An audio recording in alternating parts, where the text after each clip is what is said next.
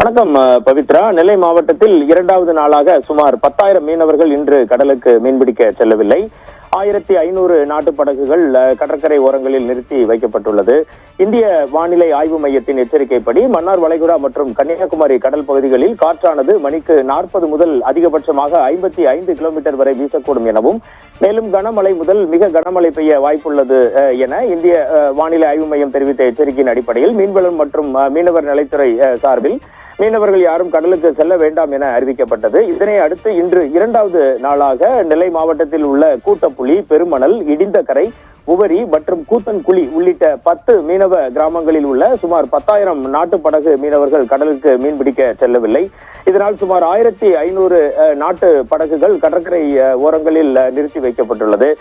இதற்கு அடுத்தபடியாக இன்று காலை 8 மணியுடன் முடிவடைந்த 24 மணி நேரத்தில் நெல்லை மாவட்டத்தில் மொத்தமாக 275 மில்லிமீட்டர், அதாவது 27.5 சென்டிமீட்டர் மழைப்பொழிவு பதிவாகியுள்ளது. தமிழகத்தில் கோடை வெயில் சுட்டெரித்த நிலையில் கடந்த சில நாட்களாக பரவலாக மழை பெய்து வருகிறது. நெல்லை மாவட்டத்திலும் பல்வேறு பகுதிகளில் 3 நாட்களாக தொடர்ந்து மழை பெய்து வந்தது. மணிமுத்தாறு அணை பகுதிகளில் அதிகபட்ச அளவாக 52.4 மில்லிமீட்டர் மழைப்பொழிவு பதிவானது. சமவெளி பகுதிகளிலும் மூளை கரை பட்டியில் கிட்டத்தட்ட 28 மில்லிமீட்டர் மழைப்பொழிவு பதிவானது.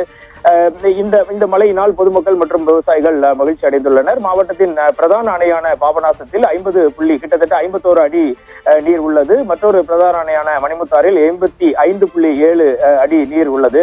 நெல்லை மாவட்டத்திற்கு தொடர்ந்து 3 நாட்கள் அதி கனமழை எச்சரிக்கை விடுக்கப்பட்டுள்ள நிலையில் சென்னையில் இருந்து நேற்று இரவே 90 பேர் அடங்கிய தமிழ்நாடு பேரிடர் மீட்பு குழுவினர் ஆய்வாளர் பாலமுருகன் தலைமையில் வந்து தயாராக உள்ளனர்.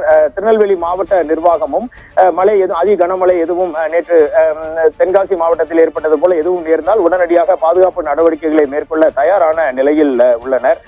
இது தவிர நெல்லை மாவட்டத்தின் முக்கிய சுற்றுலா தலங்களான மணிமுத்தாறு அருவி மற்றும் மாஞ்சோலை பகுதிகளுக்கு செல்வதற்கான தடை விதிக்கப்பட்டுள்ளதாக வனத்துறை சார்பில் தெரிவிக்கப்பட்டுள்ளது. இதை அடுத்து களக்காடு பகுதியில் அமைந்துள்ள தலையணை பகுதிக்கும் பொதுமக்கள் செல்லாமல் தற்காலிகமாக மூடப்படுவதாக வனத்துறை அறிவித்துள்ளது. மழையின் காரணமாக திருநெல்வேலியை சேர்ந்த ஒரு சிறுவன் 16ஆம் வகுப்பு மாணவன் ஒருவர் நேற்று பலியானதை நாம் அனைவரும் பார்த்தோம். இது போல திருநெல்வேலி மாவட்டத்தின் டவுன் பகுதிகளில் 7 வயது குழந்தை ஒன்றும் மழையினால் வீட்டின் சுவர் ஸ்லாப் இடிந்து விழுந்ததில் இறந்தது. இது போக நெல்லை, மாஞ்சோலை, மணிமுத்தாறு போன்ற பகுதிகளுக்கும் பொதுமக்கள் செல்லாமல் இருப்பதற்கு தடை விதிக்கப்பட்டுள்ளது.